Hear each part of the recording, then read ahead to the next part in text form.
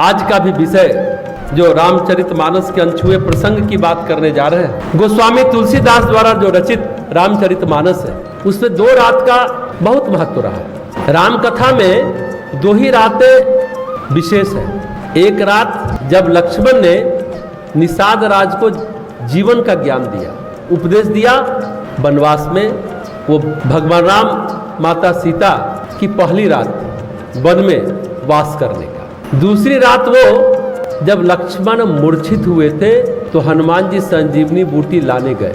तो पूरे राम कथा में 2 रात का बड़ा महत्व माना गया है। इन 9 दिनों में हम लोग इसी पर चर्चा करें। जब मूर्छा लगी थी, संकट में भगवान आए थे। सभी संकटों को तो भगवान खत्म करते हैं, राम खत्म करते हैं, लेकिन जब राम संकट में आए तो उन्होंने सबसे पहले किसको देखा, किसको पुकारा? हनुमान जी को पुकारा कि जाओ संजीवनी बूटी लेकर आओ। बड़ा महत्वपूर्ण है। तो ये जो पहली रात है रामचरितमानस में, जो सत्संग की एक रात है, जो सत्संग हुआ था लक्ष्मण और निषाद राज के बीच में, ये बड़ा महत्वपूर्ण है तो छोटा प्रसंग, लेकिन बहुत गूढ़ निहितार्थ को रखे हुए है। हमने सुबह भी कहा था अर्जुन विषाद में है, तो भगवान कृष्ण ने गीता गाई थी और विषाद को भी योग बना दिया। विषाद भी योग बन सकता है। 18 अध्याय गीता में जो पहला अध्याय है विषाद योग। अर्जुन को भी डिप्रेशन हुआ। आज दुनिया की सबसे बड़ी महामारी के रूप में कहा गया WHO के द्वारा, हार्ट अटैक नहीं, डिप्रेशन, मनोरोग दुनिया की सबसे बड़ी महामारी है। अर्जुन को भी हुआ था विषाद, और पहली रात निषाद राज को भी विषाद हुआ, निषाद को भी विषाद हुआ। महत्वपूर्ण बात, लक्ष्मण यहाँ एक गुरु के रूप में, एक आचार्य के रूप में निषाद राज को प्रबोध देते हैं, उसे बताते हैं। इसी पर जीवन विद्या की बातें हम लोग अभी 8 दिनों तक करेंगे। सच ये है, विषाद के ही कोख से योग जन्म लेता है। विषाद के कोख से ही प्रसन्नता जन्म लेती है, खुशी जन्म लेती है। भगवान गीता में भी कहते हैं, 2 भक्त मिलते हैं तो क्या करते हैं? वो मेरी चर्चा करते हैं, भगवान की चर्चा करते हैं। 2 भक्त बैठेंगे तो और किसकी चर्चा होगी? तो भगवान की चर्चा होगी। और ऐसी चर्चा करने वालों को मैं बुद्धि योग देता हूं, भगवान कृष्ण गीता में कहते हैं, जिससे कि वो मुझे समझते हैं। तो उस रात में जो सत्संग की जो विशेष चर्चा है, इसी चर्चा को, इसी कथा को, इसी जीवन की विद्या को, इसी जीवन के ज्ञान को हम लोग इस नवरात्रि में 9 दिन इसकी चर्चा करेंगे। ये प्रसंग अयोध्या कांड का है। अयोध्या कांड में इसकी चर्चा है। जब भगवान राम को वनवास हुआ, अयोध्या से तमसा नदी पार किए, तो निषाद राज ने वो पार कराया था, सभी जानते हैं। फिर गंगा पार किए, फिर प्रयागराज आए, फिर चित्रकूट गए। ये क्रम वनवास का है। अयोध्या से प्रयागराज जाने के बीच में तमसा नदी आती है।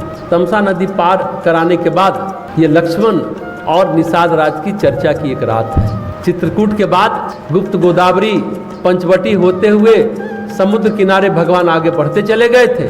ये सारे रास्तों में कहाँ कहाँ से गए थे, ये सब गोस्वामी तुलसीदास जी बताते हैं। चित्रकूट तो बड़ा लंबा क्षेत्र है, मध्य प्रदेश में है, छत्तीसगढ़ है, फिर महाराष्ट्र तक है। तो महाराष्ट्र के बाद भगवान राम दक्षिण भारत चले गए।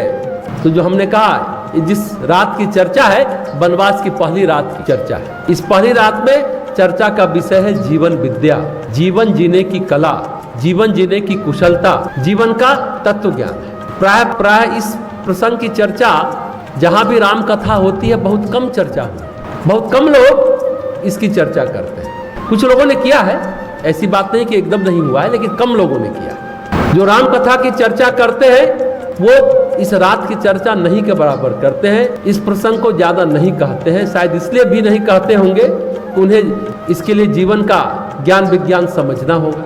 जीवन के ज्ञान विज्ञान को समझने के लिए वो दृष्टि, वो सोच, वो विचारशीलता गहरी चाहिए।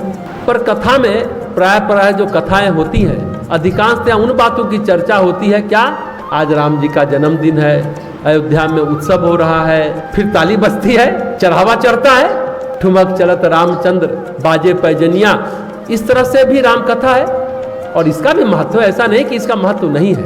पर इस प्रसंग में ऐसा कुछ नहीं है जो हमें थोड़ी देर के लिए विभोर करता है, मनोरंजन भी करता है, लेकिन जिस राज की चर्चा हम लोग कर रहे हैं वो जीवन विद्या की चर्चा है। निषाद राज को जो लक्ष्मण जी बताते हैं कि हे मित्र, निष्कर्ष ये है जीवन में बहुत ज्यादा सोच विचार रोना गाना नहीं चाहिए।